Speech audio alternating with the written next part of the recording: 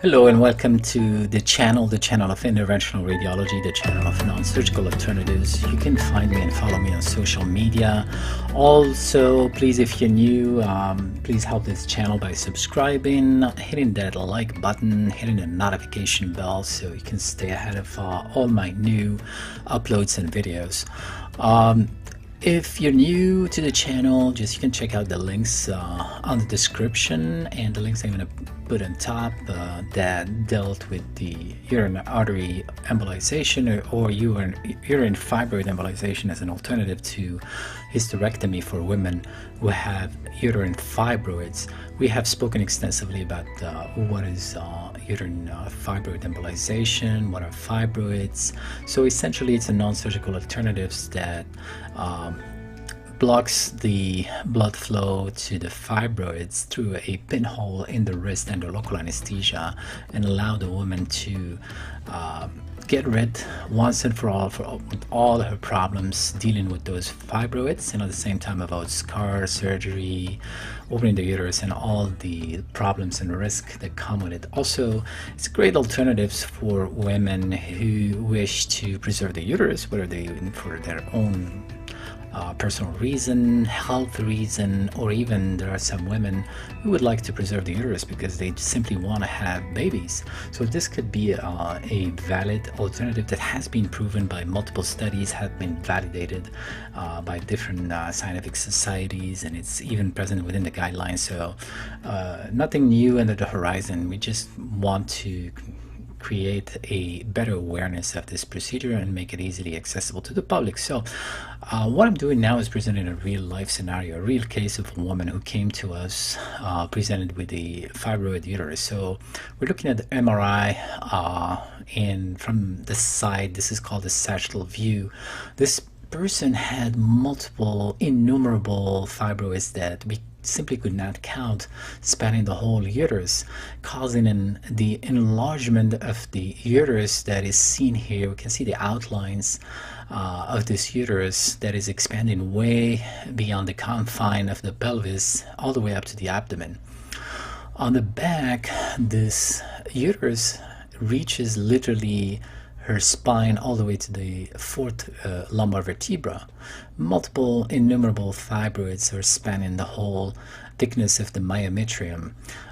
It's these dark round structure that you see on the MRI, causing this patient to bleed profusely, to have anemia and needs transfusion.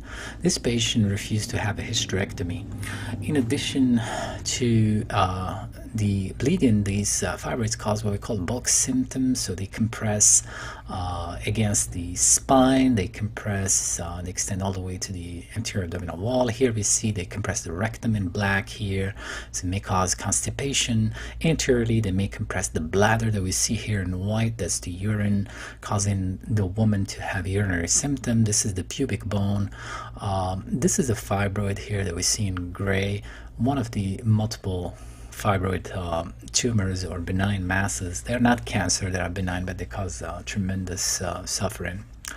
This is an axial view, so this is just like a slice, and we are looking from the top and scrolling through this uterus. You can see innumerable, uncountable fibroids. Here another view looking at the woman from the front, and you can see again a very large uterus, almost as if the woman was pregnant, compressing the bladder all the way in the bottom, and again multiple. This is the bladder. This is the bladder's compressed, causing urinary symptoms and fullness in the pelvis, as well as heavy bleeding. So how do we treat these? We treat them with uterine fibroid embolization. So basically we do all our procedure under local anesthetic from the wrist. There's no incision on the belly, there's no opening of the abdomen. we enter under local anesthesia the wrist, the artery that is in the wrist, the small artery that everyone can palpate. If you can palpate your pulse, that's the radial artery. We put a little bit of local anesthetic, and we use a tiny needle. It's basically like a mosquito bite. Actually, one of my patients call it the mosquito bite procedure. Once we are in the blood vessel like a mosquito, we introduce tiny little instruments that will guide us to navigate within the blood vessels. Once we are in the blood vessel, the patient does not feel anything. It's simply the same thing as the blood circulation. We normally don't feel our blood circulating inside of us. So similarly, this is not a painful procedure. Everything is guided under the help with the x-rays. So it literally takes us 30 seconds to be in the vasculature of the uterus.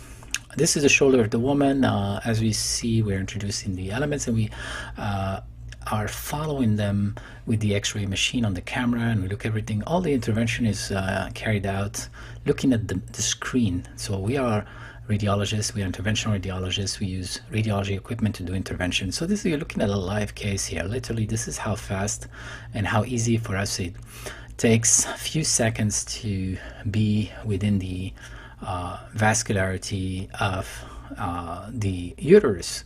So once we reach there, what we do, we obtain a map of the vessels. Classically, we use contrast media called iodinated contrast media that may cause contrast allergy to some women, or may affect the kidney in women who have poor kidney function and diabetic and predisposed. So to palliate that, I used here in this example, I used CO2. CO2 is basically the gas that we breathe, and we exchange it for oxygen during our normal breathing mechanism. So it's a physiologic gas. You produce 200 milliliter every minute to breathe by your lungs. So we can use this property of the gas of the CO2 to see the blood vessels, so which cause no harm, zero harm to the woman. And we obtain beautiful images in a map.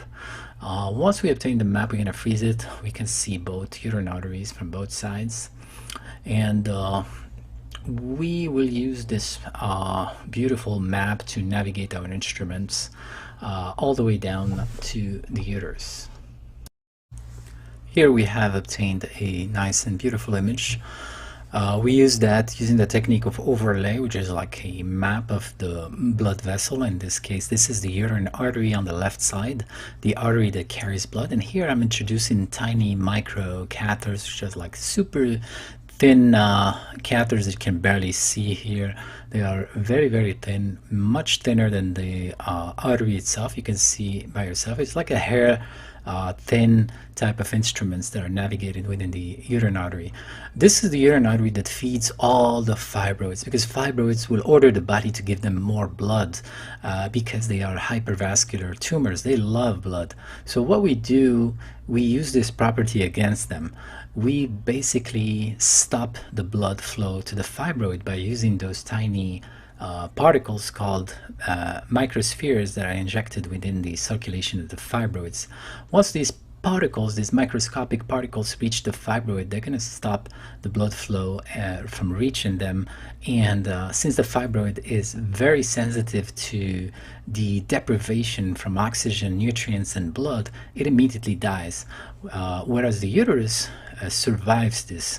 The uterine artery will reopen within a month, or even less, within a few weeks, and everything goes back to normal. We have to repeat the procedure on both sides. So after we finished the left side, we went to check out the right side, did the same thing. A CO2 run shows a beautiful uterine artery that we catheterized with no incident, and we finished the procedure on the other side. Okay, now let's take a look at the results. Immediately after UFE, the patient's symptoms have disappeared, her bleeding was normalized, and she was very happy. At the third month of the post-procedure, we repeat an MRI. When we do the MRI, you can see there is a notable decrease in the size of this humongous uterus. Now we see that it's not like literally pressing against the spine. It has decreased in height. There's more space on the back for the rectum that can breathe, so constipation will be relieved. This is the rectum here in black. Anteriorly, the bladder has much more space and is expanding and is not being pressed by the huge uterus. All these black spots that you see are the dark, dead uterus, because no more blood comes to us, to them. So since this is not surgery, since we do not open and remove tissue, it is the body natural mechanism and natural cleaning processes that will take place, and gently those cells of the body will start eliminating those dead tissue. That may take time.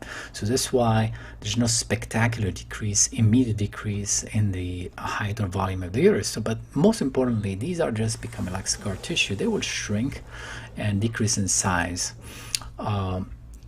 We are looking here at a frontal view on FAS. So again, all those black masses are the dead uterus. So how do we confirm? We inject contrast. We inject a dye during the MRI process, and we make sure that there's no uptake of contrast in the dead fibroids. Fibroids are benign tumor of the uterus, but they do love blood. They're hypervascular, so there's an intense uptake of contrast that appears on the MRI before embolization. They appear white like we see here, and I'm going to put side by side those two MRIs so you can compare.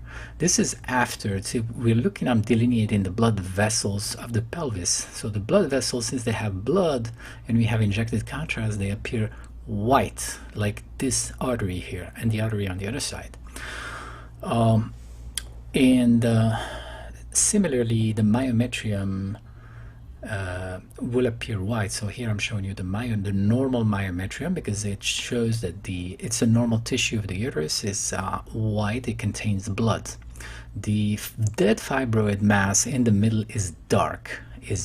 Does not contain any blood, so it does not uptake any contrast media that is injected after MRI. So this is a beautiful demonstration of the power of UFE that takes care of all the fibroids in one session that lasts 40 minutes under local anesthetic, without cutting open the uterus, without having to reconstruct the uterus, because once surgeons have to do a myomectomy, they literally dismantle and butcher the uterus and they have to put it back together. It's called the reconstruction.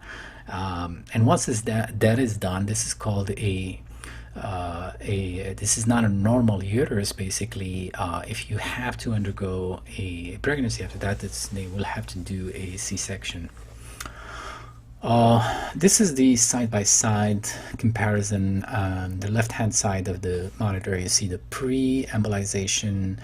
On the right hand is the post-embolization MRI performed 3 months after UFE. And we can see clearly the difference. Fibroids, this is a sequence where we inject the contrast and to see if the fibroids are still alive or not, to assess the efficacy of the treatment. You can see here that the fibroid is quite large, occupying all the pelvis, extending above the pelvis all the way to the L4 vertebral body, the L4 vertebra. Here a little fibroid, small fibroid in the back that is alive and kicking. It contains a lot of blood. You can see the belly of this big uterus that is pressing on the bladder. It has a big head. Again, multiple fibroids, all alive. This is extending all the way under the belly. Some women may give the impression that they are pregnant when they have this big multi-fibroid uterus. Again, it's really a headache for the surgeon to treat those. So posteriorly, it's pressing on the bladder and on the rectum. Doing some measurements here. This is the measurement from top down in centimeter, including the cervix. And then we measure the anterior posterior diameter here. As I said before, depending on the size, depending on the number of fibroids, like in this case, the shrinkage of the uterus is not spectacular at 3 months. It will take time because, you know, we didn't remove anything. The tissue is dead, but it's still inside. So it's like it becomes gradually like a scar tissue. Some of the fibroids may fall off depending on the location. Some women eliminate them naturally with their period and may not even notice. And some of the fibroids will be eliminated by the natural mechanism of the immune system of the body that will take care of them, making them like a fibrous scar that will gradually disappear. So major advantage here is that the belly is not opened, there's no scar, and when we say there's no scar, there's no adhesion. So anytime there's a surgery done on the abdomen, there's development of adhesion. That's one thing. The second thing, there are no risk, like a surgical risk of hysterectomy, injury in the ureter, injury in the bladder, injury in the rectum, injury in the bowel. These things all can happen. I have seen them. There are no risk of developing post-surgical cellulitis or infection. There's no risk of developing DVT, deep venous thrombosis. Most importantly, recovery is faster, quality of life is much better, and women regain their function literally a few days after this procedure, and they're back to work, back to their normal life. So this is the advantage of the uterine fibroid embolization procedure performed not by gynecologists, by a specialist called an interventional radiologist. If you wish to know more about this procedure, you need to find out about interventional radiology and about the hidden treasure and hidden procedures that nobody wants to tell you about. Please don't hesitate to subscribe to the channel. Join our private Facebook group, link in the description. If you have any question or comment, or if you want me to talk more about anything, don't hesitate to leave me a comment. Thank you for your attention, and I hope this was informative.